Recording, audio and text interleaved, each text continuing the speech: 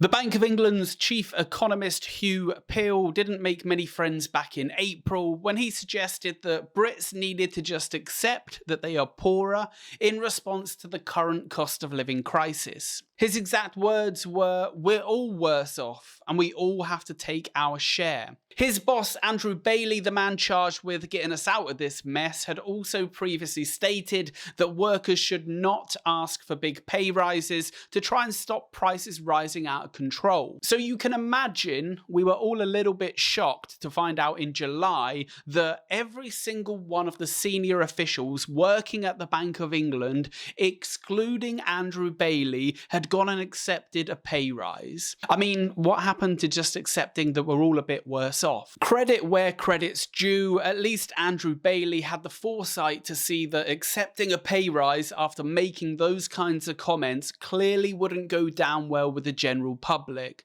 Then again, given that he is the big boss at the Bank of England, maybe he could have stepped in and told the senior team that they also wouldn't be getting their pay rises. OpenDemocracy.net suggests that the team of senior officials at the bank now earn between £348,000 and £378,000 after accepting an average pay rise of £4,300 each. There are now 537 employees at the bank who earn over £100,000. That's 14% more than the previous year. The average wage at the Bank of England now sits at a mere £62,189. That's almost double the UK average. Now, in percentage terms, the pay rise of those senior officials does look pretty modest at well under 2%, but the problem here is that because of the huge salaries already on offer, these increases are like pouring petrol on the inflation fire. You're giving rich people more disposable income, which is not a good idea. You see, giving a pay rise to lower earners doesn't fuel inflation in the same way it does for higher earners, because lower earners spend proportionately more of their income on essentials like food, housing, and transport. And in order to curb inflation, this isn't really the spending that the bank are trying to regulate. The bank would be much better targeting higher earners who have more to spend on non-essential items, which are much easier to cut back on. It was the Bank of England's own data back in November 22 that showed the richer you are, the more likely you are to actually increase your purchasing during the current cost of living crisis.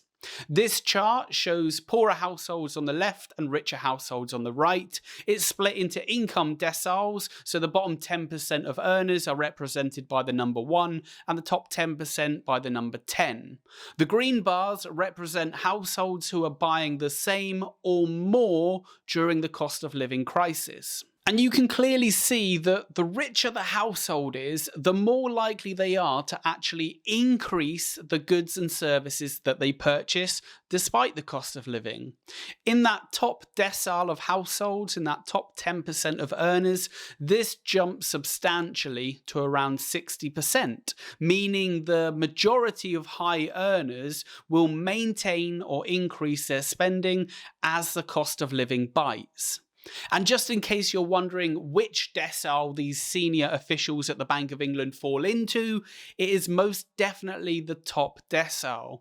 These are the average household income figures for each decile. In fact, these guys are actually in the top 0.5% of earners before you even consider income from other members of the household. Now, this in itself is a problem because the reason that the Bank of England raise interest rates is to slow down borrowing and therefore spending to reduce demand. But if all these high earners are actually increasing their spending to maintain or improve their lifestyles, then it's working against the Bank of England. And seeing as the Bank of England only really have one lever to pull to fight inflation, it just means more rate rises. Of those people who are increasing their spending, which remember is primarily the higher earners, you can see that the vast majority, more than 55%, are doing that by saving less.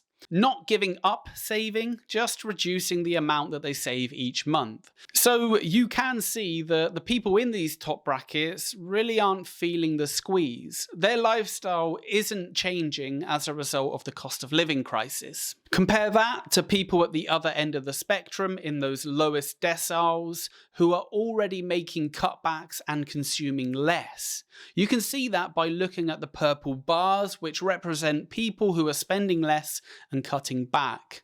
It's pretty clear from looking at the Bank of England's own data that any further rate rises are going to disproportionately impact households with a lower income. People will get poorer, but it's the low and middle income households who will bear the brunt of this, whilst high income households see little or no impact on their lifestyles, apart from being able to save a little bit less. But luckily for them, higher savings rates are likely to compensate somewhat for this anyway. Now, apart from the obvious ethical issue, which the Bank of England don't seem too fussed about, there's also the question of how effective squeezing low and middle income families actually is.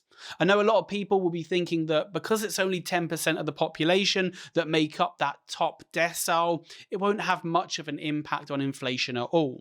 But the ONS, the Office for National Statistics, suggests that households from the highest income decile spend 5 times more on discretionary items than those in the lowest decile. And that's based on data from 2019, before the cost of living crisis, before lower income households had to reduce their spend, and before higher income households increased their spend. So it's actually likely to be far more extreme than this at the moment, which means that that small group of people will actually be doing a huge amount to fuel inflation. And if you're not able to successfully target these people, then you're not going to dampen demand significantly enough to actually impact inflation, which does make you wonder how much of an effect increasing interest rates actually has on inflation. Inflation itself would naturally curb the discretionary spending of your lower earners because they have to spend more on essential items, leaving them with less to play with. To control the spending of higher earners, raising rates clearly doesn't work. A more targeted approach of temporarily increasing tax on discretionary items would be much more effective, surely. If targeted correctly, it wouldn't impact lower earners because they're spending their money on essentials anyway, and the additional tax revenue generated could go towards the welfare needed to support them. Let me know your thoughts on this one. Are these rate hikes effective? And what do you think about those salaries at the Bank of England? Thanks for watching. See you next time.